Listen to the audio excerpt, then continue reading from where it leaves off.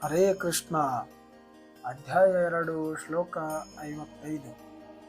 ಈ ಶ್ಲೋಕದಲ್ಲಿ ಶ್ರೀಕೃಷ್ಣ ಹೇಳುತ್ತಾರೆ, ದೇವೋತ್ತಮ ಪರಮ ಪುರುಷನು ಹೇಳಿದನು, ತ್ಯಜಿಸುತ್ತಾನೋ ಯಾವಾಗ ಇಂದ್ರಿಯ ತೃಪ್ತಿಯ ಆಕ್ಷೇಪಗಳನ್ನು ಸಕಲ ವಿಧದ ಪ್ರತ್ಯಯ ಪುತ್ರನೇ, ಮಾನಸಿಕ ಕಲ್ಪನೆಯ ಆತ್ಮನ ಶುದ್ಧ ಸ್ಥಿತಿಯಲ್ಲಿ ನಿಶ್ಚಿತವಾಗಿಯೂ ಶುದ್ಧ ಮನಸ್ಸಿನ ತೃಪ್ತನಾಗಿ ದಿವ್ಯನ ಸ್ಥಿತಿಯನ್ನೆಂದು ಆಗ ಹೇಳಲಾಗುತ್ತದೆ.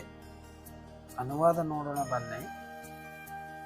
ದೇವೋತ್ತಮ ಪರಮ ಪುರುಷನು ಹೇಳಿದನು, ಪಾರ್ಥ, ಮನಸ್ಸಿನ ಕಲ್ಪನೆಗಳಿಂದ ಉಂಟಾದ ಇಂದ್ರಿಯಗಳನ್ನು ಸುಖದ ವಿವಿಧ ಬಗೆಗಳನ್ನು ತ್ಯಜಿಸಿ ಮನಸ್ಸು ಪರಿಶುದ್ಧವಾಗಿ ಆತ್ಮದಲ್ಲಿ ಸಂತುಷ್ಟನಾದಾಗ ಆತನನ್ನು ಶುದ್ಧಿ ದಿವ್ಯ ಪ್ರಜ್ಞೆಯಲ್ಲಿ ಇರುವನೆಂದು ಕರೆಯುವವರು. ಇದರ ಭಾವಾರ್ಥ ನೋಡೋಣ ಬನ್ನಿ. ಶ್ರೀ ಕೃಷ್ಣ ಪ್ರಜ್ಞೆಯಲ್ಲಿ ಅಥವಾ ಭಗವಂತನ ಭಕ್ತಿ ಸೇವೆಯಲ್ಲಿ ತನ್ಮಯನಾಗಿರುವ ಮನುಷ್ಯನಿಗೆ ಮಹರ್ಷಿಗಳ ಎಲ್ಲ ಸದ್ಗುಣಗಳು ಇರುತ್ತವೆ. ಆದರೆ ಹೀಗೆ ಆಧ್ಯಾತ್ಮಿಕ ನೆಲೆಯಿಂದವನಿಗೆ ಯಾವುದೇ ಒಳ್ಳೆಯ ಅರ್ಹತೆಯೂ ಇರುವುದಿಲ್ಲ. ಏಕೆಂದರೆ ಆತನು ತನ್ನ ಮನಸ್ಸಿನ ಕಲ್ಪನೆಗಳನ್ನೇ ಆಶ್ರಯಿಸುತ್ತಾನೆ. ಹೀಗೆಂದು ಭಾಗವತದ ಹೇಳುತ್ತದೆ. ಮನುಷ್ಯನ ಕಲ್ಪನೆಗಳು ಸೃಷ್ಟಿ ಮಾಡುವ ಎಲ್ಲ ಬಗೆಯ ಇಂದ್ರಿಯ ಅಪೇಕ್ಷೆಗಳನ್ನು ಮನುಷ್ಯನ ತ್ಯಜಿಸಬೇಕೆಂದು ಇಲ್ಲಿ ಸರಿಯಾಗಿಯೇ ಹೇಳಿದೆ.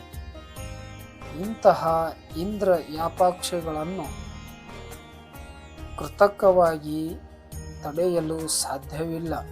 ಆದರೆ ಮನುಷ್ಯನು ಶ್ರೀಕೃಷ್ಣ ಪ್ರಜ್ಞೆಯಲ್ಲಿ ನಿರತರಾದರೆ ಹೊರಗಿನ ಪ್ರಯತ್ನವೇ ಇಲ್ಲದೆ ಇಂದ್ರಿಯಾಪೇಕ್ಷೆಗಳನ್ನು ತಾವಾಗಿಯೇ ತೊಡಗುತ್ತವೆ.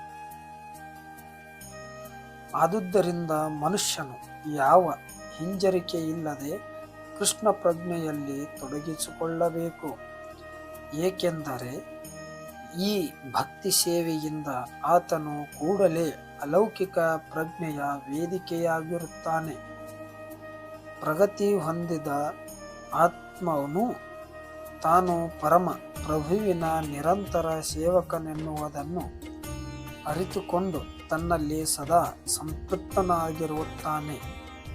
ಅಂತಹ ದಿವ್ಯ ಸ್ಥಿತಿಯಲ್ಲಿರುವವನಿಗೆ ಕ್ಷುದ್ರ ಪ್ರಾಪಂಚಿಕತೆಯನ್ನು ಉಂಟಾಗುವ ಇಂದ್ರಿಯ ಬಯಕೆಗಳಿರುವುದಿಲ್ಲ. ಬದಲಾಗಿ ಪ್ರಭುವಿನ ನಿತ್ಯ ಸೇವೆ ಮಾಡುವ ತನ್ನ ಸಹಜ ಸ್ಥಿತಿಯಲ್ಲಿ ಆತನು ಸದಾ ಸುಖಿಯಾಗಿರುತ್ತಾನೆ. ಹೀಗೆಂದು ಶ್ರೀಕೃಷ್ಣ ಹೇಳುತ್ತಾರೆ.